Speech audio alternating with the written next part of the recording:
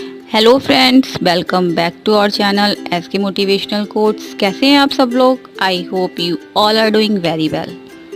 जहां अधिकतर कैंडिडेट दिन रात सिर्फ और सिर्फ पढ़ाई करने के बावजूद यूपीएससी की परीक्षा नहीं निकाल पाते, वहीं हरियाणा की काजल ने कोचिंग के बिना 9 घंटे की नौकरी के साथ आईएएस बनने का अपना सपना पूरा किया।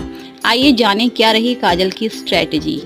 वीडियो को स्टार्ट करने से पहले प्लीज़ मेक श्योर कि आपने हमारे चैनल को सब्सक्राइब कर लिया है, और अगर अभी तक हमारे चैनल को सब्सक्राइब नहीं किया है तो प्लीज़ सब्सक्राइब ज़रूर कर लें और बेल आइकॉन को हिट करना बिल्कुल भी ना भूलें, जिससे कि आपको हमारे वीडियोस की नोटिफिकेशन टाइम टू टाइम मिलती रहे।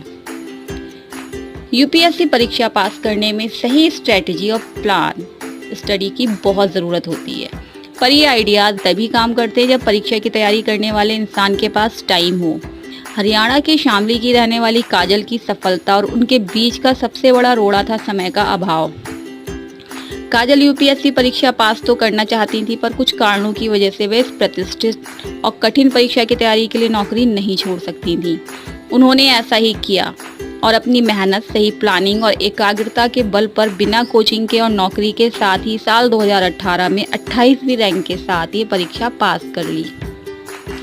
काजल ने एक साक्षात्कार में बताया कि आमतौर पर महिलाएं शादी को एक प्रकार की रुकावट मानती हैं और शादी के समय ही ये तय कर लेती हैं कि इसके साथ कुछ भी अचीव कर पाना संभव नहीं, लेकिन उन्होंने ऐसा नहीं किया। उन्होंने शादी को कभी बोझ नहीं माना और इसमें उनके पति की अहम भूमिका रही।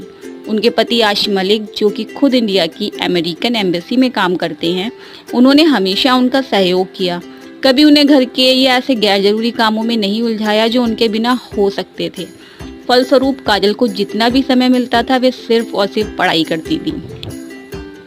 काजल ने अपने टाइम मैनेजमेंट के बारे में बात करते हुए बताया कि उनका घर नोएडा में था और नौकरी गुड़गांव में। ऐसे में काफ़ी समय आने जाने में लग जाता था। काजल विप्रो कंपनी की अपनी नौकरी भी नहीं छोड़ सकती थी।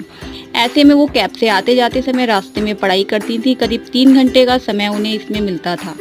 इस पीरियड में वे बेसिकली वही विषय चुनती थी जिसमें बहुत एकाग्रता की ज़रूरत नहीं होती, जैसे कि करंट अफेयर्स के लिए न्यूज़पेपर और मैगजीन पढ़ने का काम वे इस समय करती थी। घर आने के बाद उनके पास पढ़ने के लिए 1 से 1.5 घंटे से अधिक समय नहीं बचता था, पर इस टाइम पर वे पूरी तरह कंसंट्रेशन से पढ़ती थी। इसके साथ ही वीकेंड पर वे अपना पूरे का पूरा टाइम पढ़ाई को देती थी। काजल का मानना है कि यूपीएससी का सिलेबस किसी ओशन जैसा है जिसका कोई अंत नहीं, पर चूंकि उनके पास समय की कमी थी तो उन्होंने पूरा सिलेबस कवर ना करके सिलेक्टेड स्टडी की और उसे बार बार रिवाइज किया। हालांकि सिलेक्टेड स्टडी सिविल सर्विसेज के लिए कारगर नहीं मानी जाती, पर उनके पास कोई ऑप्शन नहीं था। अपनी तैयारी के लिए वे मुख्यतः एनसीईआरटी की बुक्स पर निर्भर रहीं। इसके अलावा उन्होंने इतिहास के लिए आर.एस. शर्मा, भारतीय राजनीति के लिए लक्ष्मीकांत, भूगोल के लिए गोई चैंग लोंग, मॉडर्न हिस्ट्री विषयों के लिए स्पेक्ट्रम का अध्ययन किया। आईएएस प्रीलिम्स के लिए उन्होंने करंट अफेयर्स और जीएस पर ज़्यादा फोकस किया। उन्होंने लास्ट ईयर के प्रश्न पत्रों का विश्लेषण किया, उन विषयों का चयन किया जिनसे प्रश्न आने की ज़्यादा संभावना थी। काजल, जो असल जीवन में अपने पिता और बाहरी जीवन में डॉक्टर एपीजे अब्दुल कलाम को अपना आदर्श मानती हैं, उन्होंने ये सफलता आसानी से नहीं पाई। इसके लिए उन्होंने कई अटेम्प्ट किए। हालांकि अपने शुरुआती अटेम्प्ट के बारे में काजल कहती हैं कि उस समय उनकी तैयारी का स्तर वो नहीं था जो इस कठिन परीक्षा के लिए आवश्यक है।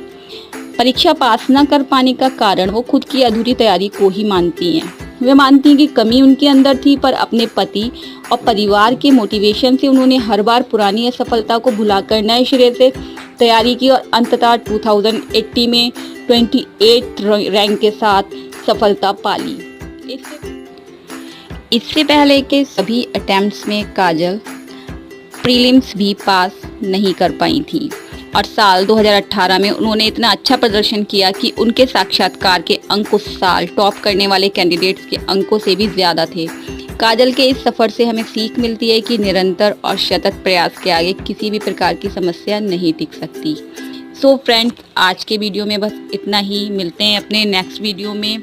तब तक के लिए ऑल द वेरी बेस्ट। मैं माही एस के मोटिवेशनल कोट से सपोर्ट करती हूँ आपके सपनों को। जय हिंद।